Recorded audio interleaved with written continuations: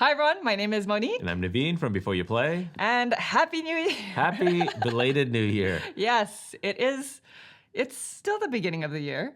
It's February. Yeah, February. I think it's socially unacceptable at this point to say That's Happy okay. New Year. But we're going to make an exception because we didn't get to say this last month. We have been a bit absent from the channel for the past, I would say, 4 to 6 weeks almost.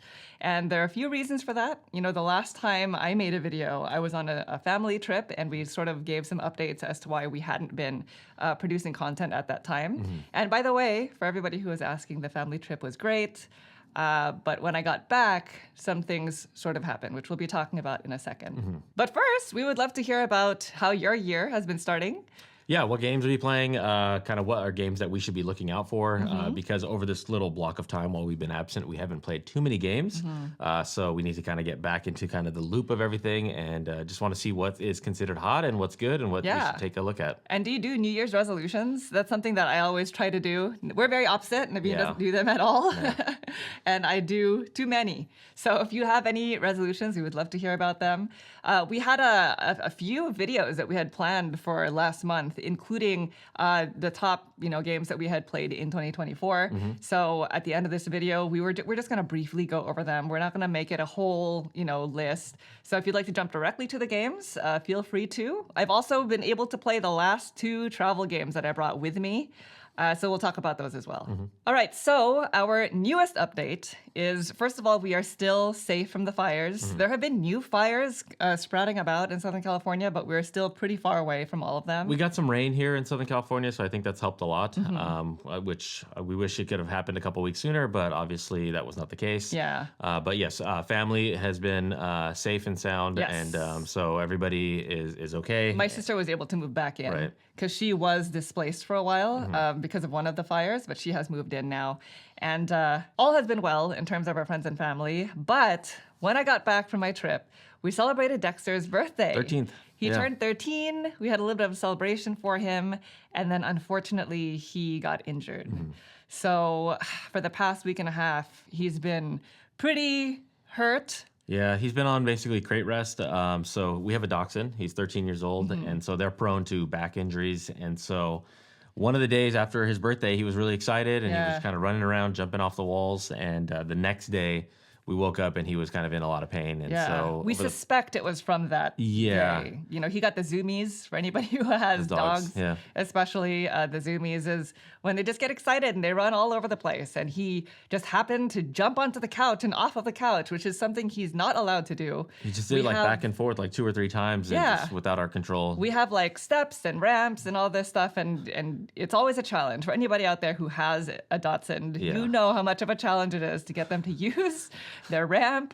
So he jumped off and on the couch, and the next day he was hurt. Yeah. So that's not uncommon. He has had little bouts of pain in the past, and you can just kind of rest him, and then a couple of days later he's back to normal. Yeah, about 2 or 3 days he would just be his normal self. But this was kind of this is different, prolonging into day 5 or day 6, and things weren't getting better. So we finally took him to the vet, and then they suspect it's basically IVDD, so that's basically a disc disease in the back. So the dreaded IVDD. Yeah, so they're not suggesting surgery right now because he's at a level where they think he can bounce back with just rest and medication. And so we've been a little bit slow being able to do any kind of board gaming stuff at all. Yeah. Just because it's kind of like a full-time job, just making sure that he just stays rested. So he went downhill really fast. He was going okay. And then around the time that we brought him to the vet, he was having some really, really bad nights where we were up all night with him. And it was so hard to see him. He was very restless. In so much pain. Yeah. And this is our biggest nightmare, because this guy is like our baby. I've had Dexter since before we even knew each other. Yeah.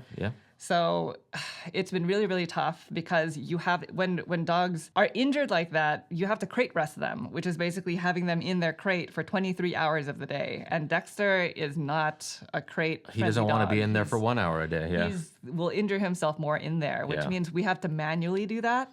Which means we're basically carrying him around and setting him on blankets all over the house. Beds, yeah. It's been a full-time job. Yeah, he is bouncing back though right now, so it's not all doom and gloom. So we just now have to be careful that as he's bouncing back to not allow him to get excited and try to behave like his normal self until the full 4 or 5 weeks have kind of run its course. Right.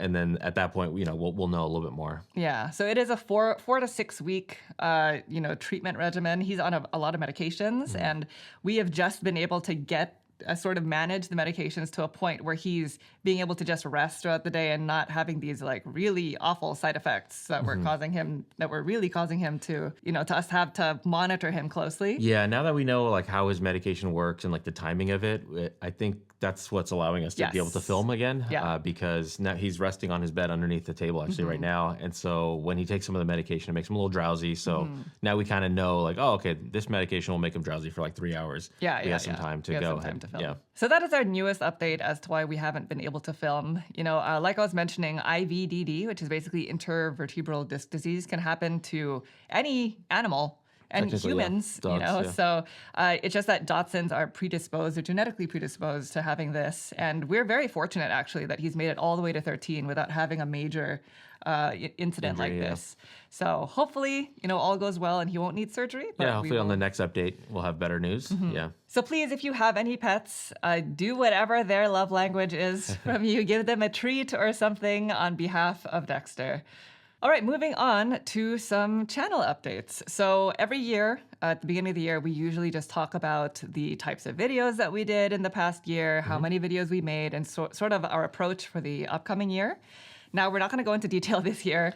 We know that we made a total of I think about 118 is what I counted. 118 videos last year, in 2024. And that was just on our channel. We also made a few more over on Watch It Played. We're going to keep making videos this year as long as we're able to. But just so you know, typically we do teach and playthrough videos. We also do crowdfunding content, which is basically going to be either preview tutorial style hosted just by me, or we do a playthrough video for it. Every now and then, we also do a Let's Talk Board Games segment, which we're going to try to do more of this year, time allowing. Let's Talk Board Games is basically where we do little mini reviews of just games that we've been playing. Yeah, about 4 to 5 games that are just things that we probably won't be able to feature on the channel as like a full playthrough just because they're so time intensive, but we still want to talk about them. Right. We kind of just lump them all into that segment. Yes, and we are going to continue doing all 3 types of content this year. Now, one thing that we're going to try to do is try to push more for retail releases. That's the ideal. That is the ideal. And that's always been the ideal, honestly. But what a lot of people don't know is we have actually very little control over that. It really is dependent on what publishers are looking for in terms of, what they want to showcase. And a lot of times it's crowdfunding games. Now, what we are definitely going to do, though, is we're going to try to schedule them a little bit better, which a lot of times is also out of our control. Because there are certain months throughout the year that are just a lot more concentrated in terms of crowdfunding. Because nobody wants to run a crowdfunding campaign right before Christmas. Right. Or right before Thanksgiving, something like that. So or the weekend of Gen Con. Yeah, what I mean? There's these blocks of time where you find that a lot of the publishers have the same idea and they all want to run in April or May. And so that's when you see kind of those concentrations. And a lot of times with publishers, they'll have a date on the calendar and then something along the lines have to change and then things get shifted. Yeah. We've talked about this in previous videos and then that kind of compresses the schedule. Right. But the big takeaway here, I guess, is we are not scheduling more crowdfunding games. It is not our goal to just do as many of those as we can. We actually have a limit on our schedule as to how many we schedule per month.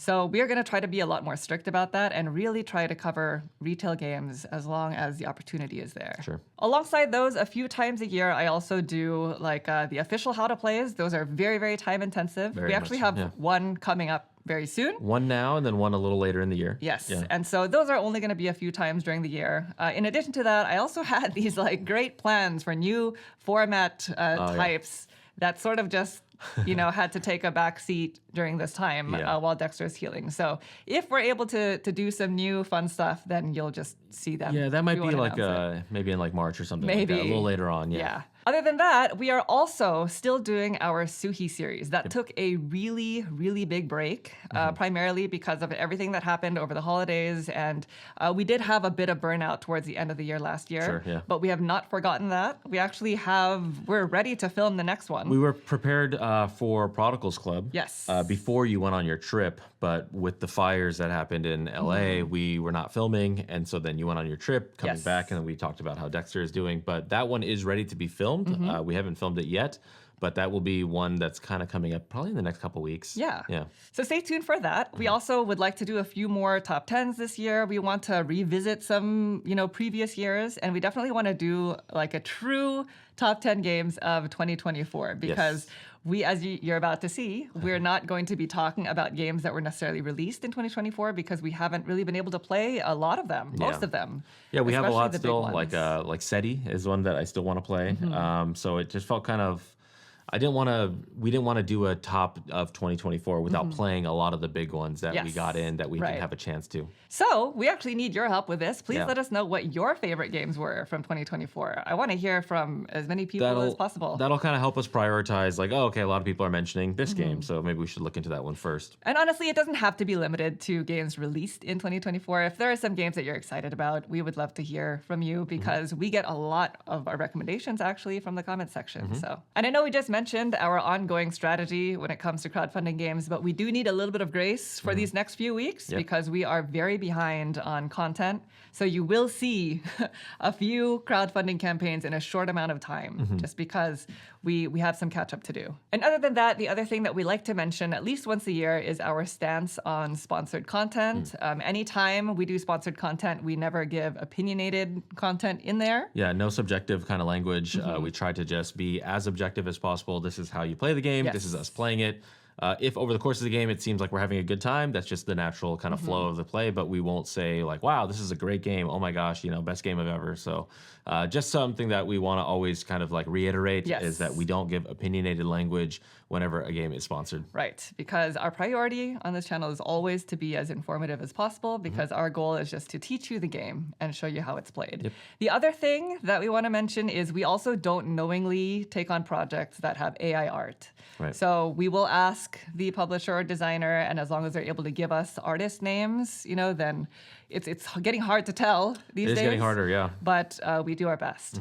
And finally, what we have planned for the rest of the year. So last year we went to a few conventions. We went to Dystar West. We went to our local convention. Gen Con. We went to Gen Con. PAX. And then we went to PAX Unplugged, which is actually something we didn't announce on our channel, but we were there. It was a lot of fun. We got to hang out with a bunch of people. And played a lot of games. We played a lot of games that time. And we got to meet Sashi and Sashi. Oh, yeah. Yeah, they were there. That was their first convention. Yes. They are a Japanese publisher, husband and wife. So the husband designs the games, I believe, and then the wife does all the illustrations.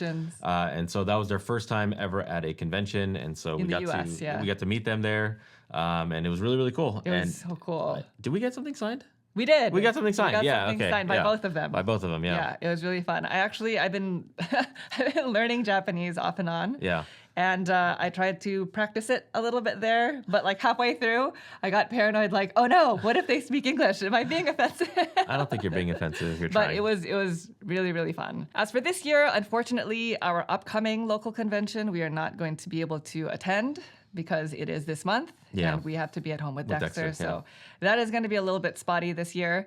You have Gamma. I do. So Monique will be going to Gamma. I will not because it's during the weekday. Yes. So taking time off from work is a little tough. This is a convention that is not open to the public. So if you haven't heard of it, that is probably why. It's a retailer-focused convention where publishers sort of show the games that are coming up over the course of the year, and I've never been before.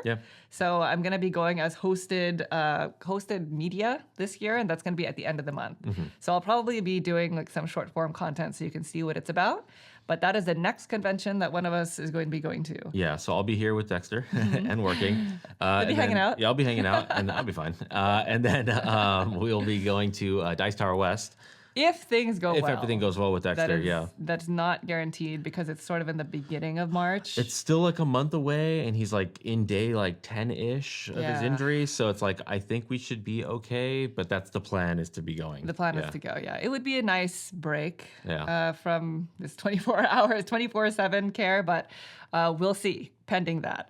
And other than that, we don't really have plans for later on in the year. The last convention that we are definitely going to is in May, and this is going to be our second Tokyo Game Market. Yeah. So we Going just back. happened to be finding ourselves in Asia around that time because we had to take a trip. So we figured it just happened to coincide with those dates, and where we're going is not too far away from Just a couple hours Tokyo. flight to Tokyo. Yeah. Yeah, not bad. so we are going to be going to Tokyo Game Market this year, and I know Naveen is very excited about it. Super excited, so. yeah. But that's essentially everything that we have planned for the rest of the year. We'll see if anything else pops up, I guess. Yeah, another thing we want to mention, we do have a Patreon, an active Patreon, as well as we last year opened up YouTube memberships. Now it's going to be the exact same content that's published to both, whether it's YouTube memberships or Patreon. So if you do want to support the channel, we always have links in the description below. Yes. The only main difference is on memberships. There are like emojis and stuff icons like that. and stuff, Yeah. but we try to post the exact same content to both.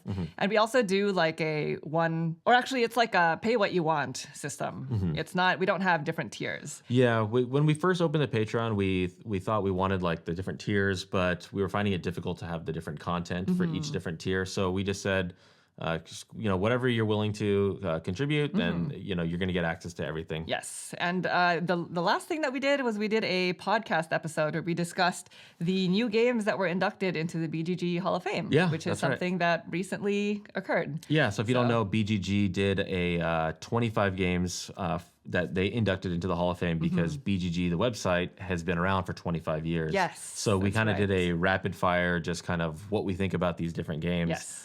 Whether that's on the Patreon or the memberships, you can check that out. And Naveen was in one of those videos. I was. So, I did if speak on you- one of those videos for Yeah, BGG. for So BGG. that was a good honor to be asked to do that. Yeah. It was for one of my favorite games. So I was very happy to see that in the Hall of Fame, and I think it was very much so deserved. All right, now finally, let's talk about some games, shall Sure. we? Okay. So I'm going to go ahead and start with the two games that we played that I was not able to feature. That you took on your Yeah, trip. Yeah, the solo games, okay. basically. These are also button shy games, similar to a lot of the other games I featured. And they are called Kevin Ellenberg's Death Valley Highs and Lows. Yeah. I think there are several iterations of this game, but this is the highs and lows version. okay. As well as a Scott Alms solo game called A Nice Cuppa. So I think these are both fairly new. I think this was just released. Okay. And if you're not familiar, Scott Alms is a designer who has a lot of solo games under his belt. A lot of them are from Button Shy, but he also designed, I think, Warp's Edge. I think so. So let's go ahead and start with Death Valley Highs and Lows. So Because this one is the I did play. Yeah, I played this with Naveen. This is a 1 or 2 player only game, so I figured let's just play it together. She forced me. Which means I don't know how the solo experience is, by the way. So this is a push your luck game where you're basically documenting, I think you're documenting your trip. You're building Death Valley. two rows, which are your journal as well as your scrapbook. And on your turn, you're just taking a card and adding it to your journal, or you're choosing to rest. Now, the reason why it's push your luck is because each card has a different symbol on it. And if at any time you ever have 3 of the same symbol, Showing face up. amongst both of your rows, then you bust. And that's a bad thing because you're basically going to be forced to put all of your journal cards back into the deck. Yeah, so it's like one of those games where it's like almost like a la Elysium, where it's like cards out in front of you are not safe until they actually get into your scrapbook.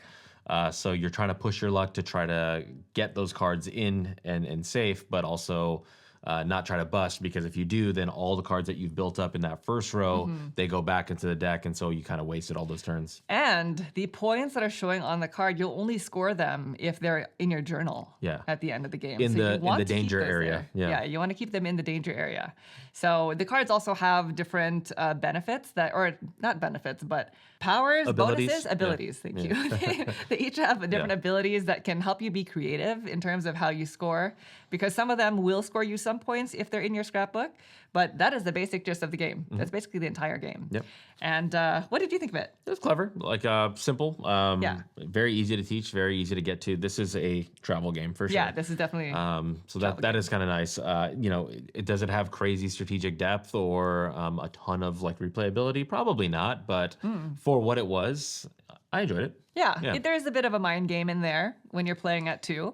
I believe when you play solo, you play against a bot, but at 2 players, you're definitely thinking like, okay, there are X number of these symbols in the deck. Naveen has 3 of them showing. Oh, there's also a mechanic that allows you to tuck under. Tuck face down. So you have to kind of remember like, well, what symbol was that? What are the chances of me drawing another one of these symbols to bust? Yeah, one of our games, it really came down to like 50-50 probability, but I think you didn't realize that. Yeah. And so I knew I had tucked a card that was like definitely not in the deck, but from what she could see, she thought it was 50-50, but it was 100% that she was not going to bust. So she made some errant decisions because of that. Yeah. And that cost me the game. Yeah. So, but for anybody who enjoys Push Your Luck, like it's pretty solid. And just like the other Button Shy games, it plays very quickly, like 15 to 20 minutes. Now, I don't know what the other Death Valley games are like. This is just highs and lows. But yeah, that's essentially that. As for a Nice Cuppa, so like I was mentioning, this is a solo-only game, and it's called that because it's about brewing tea. Now, the way that the game works is it's just a big efficiency game. You have 2 rows of cards. The top row are tea cards, and they're numbered 1 through 7, but they're going to be shuffled, so they're not in that order. Okay. And the bottom row are called worry cards, and they have different actions on them, but they start the game all face down. Now, the object of the game is for you to basically get the tea cards in ascending numerical order, but only on their... They're double-sided. One side is the focused side. Okay. And the other side is the distracted side, which scores fewer points than the focused side. Now, at the end of the game, you're basically going to discard all of the cards to the left of number 1. And you're only going to score points for the cards that you were able to get in ascending numerical order. Beyond 1. Beyond 1. Oh, so okay. once you break that ascending numerical order, the rest of them don't get scored. So you really want to try to go 1 through 7. And the way that you do that is through these worry cards. Each turn, you're going to flip over one of them at a time, and you must take the action of that card. It does not have to be from left to right that you flip over. You can flip over any of the cards, but when you resolve them from left to right. Oh, okay. And then it's kind of a strange game. It took me a second to actually get it down, but there's a lot of card shifting and moving around. It's like, switch the position of 2 pairs of cards, stuff like that. I see. And then at the end of your turn, any cards that are above face-up worry cards, you have to flip over.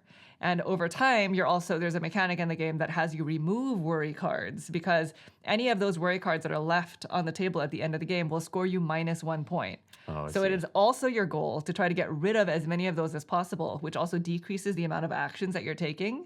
So I found it to be really hard. So what triggers the end game on it? Oh, the game ends as soon as there are no more face-down worry cards. Which is at the start that of second row. Yeah, the actions at the bottom. Because at the start of your turn, you always have to flip one of them over. And as soon as they've all been flipped, that ends the game. So it's like 7 rounds or something like that. It is pretty tough. I think out of all of the Button Shy games that I brought with me, this one was the most difficult. But I found it to be very interesting. It's just this big efficiency mind game. Now, the theme could have been anything, honestly. It didn't really have too much to do with brewing tea. It's really just flipping a card and shifting cards around.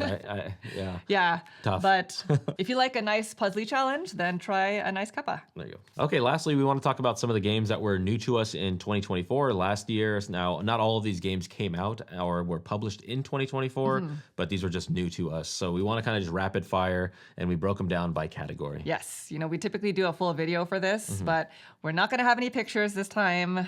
We just don't have the time for that right now, but we will try to include box art when possible. And also keep in mind that some of these games we were sponsored to do. So we will mention them as we go about. Yeah, so is the nature of kind of doing our channel. So that's kind of it. So let's talk about crowdfunding, some of the ones that we enjoyed. Sure. Yeah. We don't really typically get to talk too much about the crowdfunding games that we cover. And there were a lot of really good campaigns this past year, I would say. Now, we do tend to play heavier games. So the heavier games are the ones that, tend to make a larger impact on us. We have that kind of a bias. Yeah. So what was yours? Definitely Luthier. Luthier, that's the one with Paverson Games, where you are basically a luthier. So you're trying to make different musical components and instruments and repair them for different artists of the time. So like Mozart, things like that. Yeah. So that one also... We did a playthrough of that. We did a playthrough of that one. Galactic Cruise was also another one. Yes. We made a little error in there. But we did make an error in our gameplay. The actual game itself I know. was really interesting. And for me, one of the games that we found very difficult to not talk about on the channel was Speakeasy. Yep. So Speakeasy was the newest Vital Lacerda game.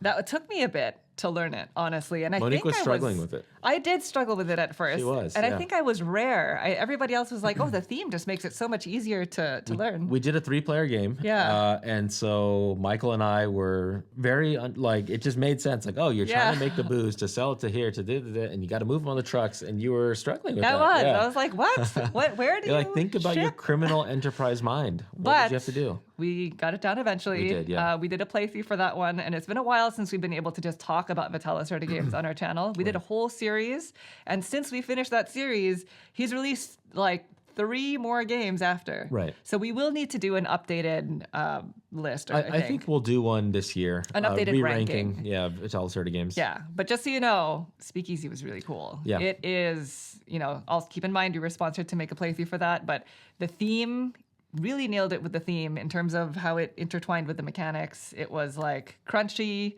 I think people will have a really good time with it. Now, some other games that made our list are ones that we talked about a lot, I feel like, throughout the year. Like Flip Town was a very special roll and write to us. I really like that one. That's like a Western-themed, like poker style. You actually use a deck of 52 standard cards, which comes with the game, and it's a big like flip and write, roll and write kind of game. Yeah. I really enjoyed that one a lot. Yeah, that was a really, really unique roll and write experience. I did a solo playthrough of that one. We also really took to Things in Rings, which was a Gen Con release that very silly party game. I like that one a lot. That one, it's like basically like a word association game. Yeah, with strings in rings. Dr. Seuss. Like a Venn diagram, theme. Yeah, I really enjoyed that. Naveen really loved The Gang. The Gang, yeah, I really like that one. How do you feel about it now? I still love it, yeah. That one I like best at 5 or 6 players because I've played a ton of that actually at PAX Unplugged with a lot of different creators out there. So that's why I asked. Yeah, because I played it a bunch. Yeah, you just played it a lot. Yeah, but I still enjoy it. I still like it. I've managed to avoid it. I played it once. And I thought, oh, this one's not for me because I don't know poker, to be fair. So every time Naveen's played it was without by me. myself, yeah. So that would have been my co-op category pick for sure. Because we categorized our choices, I guess, this year. My co-op pick from last year was a game called Leviathan Wilds. That was a game that we did a sponsored playthrough for. It has like this booklet thing, and you're basically just trying to free these giants. These creatures that have been taken over by some crystal magic. I don't actually don't they've been remember trapped. the theme. Yeah, they've been trapped. Yeah. And we're trying to free them. Yeah. And it but has they're also a trying really, to hurt us at the same time because they don't want to be free. interesting card play. Yeah. There's like a lot of like, you really have to work together. Like you climb there and I'll play this card and allows me to jump this way and you can glide. I thought it was really, really interesting design. Very difficult. Another game I finally played for the first time last year. I played it a couple times. Blood on the Clock Tower. Yes. It had been recommended to me for so long. People know I still like One Night Ultimate Werewolf in doses. Or Mafia, games like that. And so this one is like that. It kind of takes that kind of vibe or kind of like feeling. Yeah. Vibe, yeah. And so basically you're everybody goes to sleep one night and then there's some people that are kind of like the villains and you're trying to suss out once everybody wakes up who has done bad deeds. And so it's another one of those kind of social deduction games, which I really, really enjoyed. We've been living under a rock, obviously, because this is the first time that we'd ever played Blood on the Clock Tower. And I was able to play it once, fairly recently, like in the past 3 months. And I really enjoyed it. I can see why some people are lukewarm on it. This is a game that has a wide reception. Some people love it, some people hate it. And one of the main reasons is because you really need to know roles, and the roles change. They can change from game to game, yeah. And it can be a really long game, and it really is group dependent. But we really enjoyed it. Yeah. I mean, you would have to like social deduction games, to get into it. That's true. Because it's pure social deduction. It's pure social deduction. Truly social. Yeah. It's some politics, but social deduction. People will be lying to you, and there's no hard feelings, obviously, because it's just a game. It really is, or it really does feel like a mix between like Mafia / Werewolf and Two Rooms in a Boom, right? It really does feel like a mix between those two, and I really love Two Rooms in a Boom so much, so had a good time. Now, we both also love deduction style games, so there were a couple last year that were released. One that I really loved is not really deduction, it's more a mystery. It's a game called Perspectives. Oh, yeah. That was one that we talked about a few times last year. That was one that we played with 3 players. We played with Michael. And what I really loved about that is it really is just everybody has to work by themselves. You know, we typically play mystery games, and it's a lot of reading. It's a lot of like one person reads this whole thing, and then we have to talk about it together. With this game, you read a little bit just to kind of get a sense of the case, and then everybody just has a stack of cards, and you have to describe to everybody what's on your cards, and you have to work sort of on your own to figure out what's going on with your own cards. Everybody has a perspective of the evidence from the deck of cards that they have. So you're assigned a certain stack of cards, and you have to openly communicate the things that you see on your cards, because without giving up or giving away too much kind of strategy, sometimes your evidence will leak into somebody else's evidence, and you need to collaboratively talk about this so that you can kind of solve the case over the course of several acts. I think it's like each case has 3 acts. Yeah. And so at the end of an act, you have to answer certain questions, and then you score based off of how correct you were. Yes. And, you know, some of the cases were I was more drawn to than others, but in general, I really, really loved the entire experience. I looked forward to playing that every single time, and we have not played the newest box, the blue one. We do have it. Yeah. Super excited. We'll be talking about that as we play it. Yeah.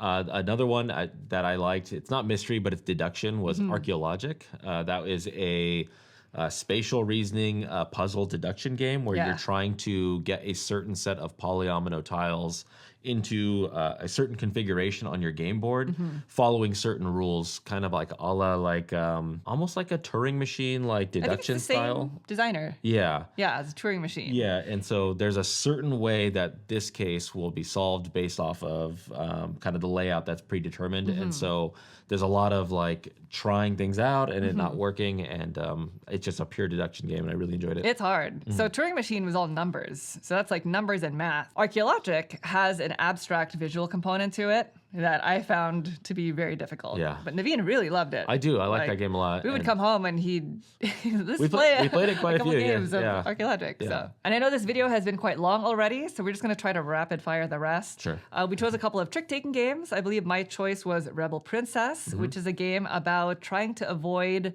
marriage proposals as a princess. And the art is phenomenal, and it is a very approachable trick-taking game.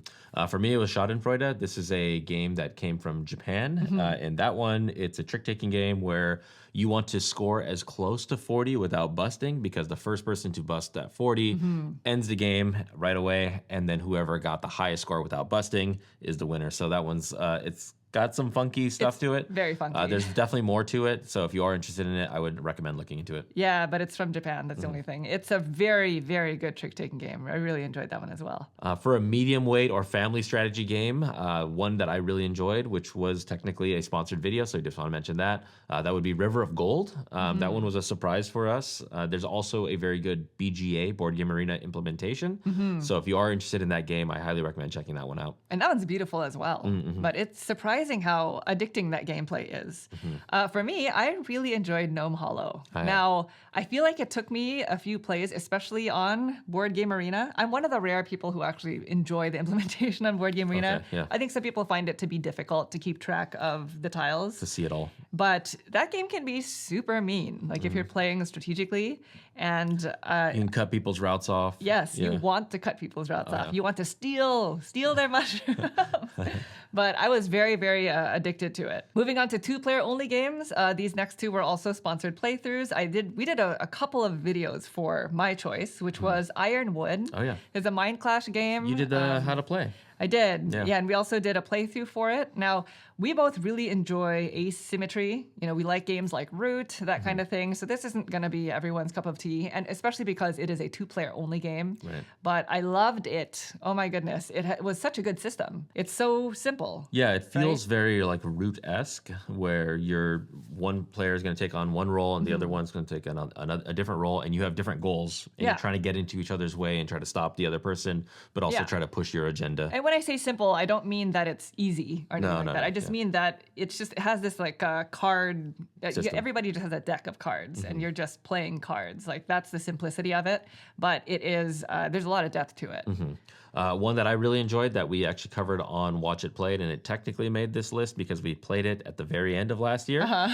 Jest of Robin Hood. That is a coin adjacent style game, a 2-player only one, where one player is taking on the role of Robin Hood and the other one is taking on the role of the Sheriff of Nottingham. Yeah. And you're trying to kind of push your goals. And so if you like coin games and you're kind of intimidated by them, this is kind of a good stepping stone game to get into it, because it kind of teaches you the mechanisms of a coin game that you can then springboard and kind of jump onto other ones. It does have some tough rules to remember, so just keep that in mind. That also we also had difficulty with it. Rodney Smith has a great video if you want to check it out. Yes, he has a very good tutorial for it, but I also really enjoyed that. You know, I'm not typically big on the themes of coin games, but I really like how they work, and I really loved both the mechanics as well as the theme in Jest. And last but not least, we have our heavy game category, which is probably going to be very lacking because we did not get to play a ton of them last year. Not too many, but It's hard to get those played because, for anybody out there who plays heavy games, you know that there's sort of compounding time requirements in terms of unboxing the game and then learning it and then actually playing it and then playing it again. Yeah, so if you put it away for like 3 months and you try to pull it out again, you're like, oh my God, I don't remember any of this. Yes, Yeah. so we just didn't have that kind of time, that kind of free time last year. We hope to do that within the next 4 weeks with Dexter. Yep.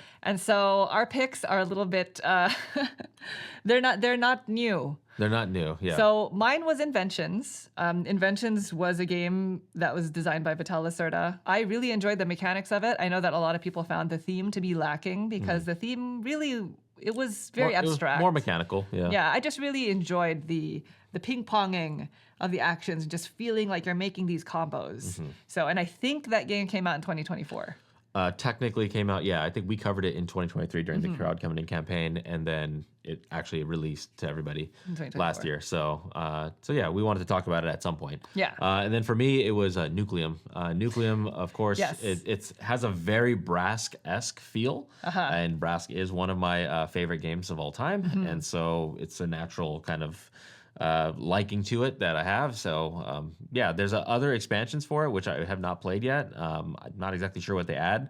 It's fairly heavy, a pretty dense game. It's very heavy, yeah. And you really have to focus on endgame scoring in that game. We did a sponsored playthrough for that. We did, But the reason why that made the list is because we didn't actually play the game until last year. I think it came out the year before. I think at the very end of last year, or 2023, and we played it in 2024. Yeah, and we really didn't get to talk about it that much. So Nucleum, for me, oh my gosh, this is going to be very controversial, but for me, I think it's a Brask killer. Oh, wow.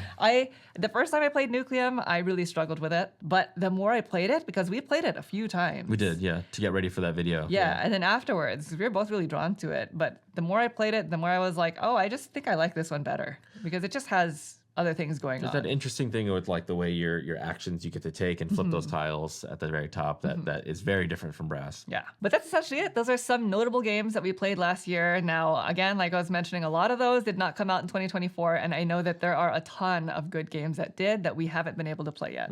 So please recommend us some games to prioritize, because we're not going to be able to get to every single game. So we want to be able to, really focus on the ones that people are really excited about. Yeah. Big or small. So we have SETI on our list that we still have to play. We have Kutna Hora. We have played this game, Fromage, but we only played it one time. So I definitely want to get into that. I think somebody has requested me to play that on BGA, so I'm going to get into that game. Nice. Yeah. And speaking of BGA, I wrote down what games that I played the most, because it tells you that now. Oh, yeah. And for anybody who's on Board Game Arena, there's a really good implementation of Sagani. Oh, yeah. Like, that is the surprise hit for me of last year. We played Sagani so much. Like, when we have downtime, like, that is a game that we covered a long time ago when it was first being released. When we're doing the Uwe Rosenberg series? Yeah. Or it was even before that. Before that. Yeah. And it's basically another implementation of Nova Luna, which is an Uwe Rosenberg game where he's had several of these like frameworks, several iterations where it just sort of does it a little bit differently. And I think my favorite version is Sagani. So good. Yeah, it's a good one.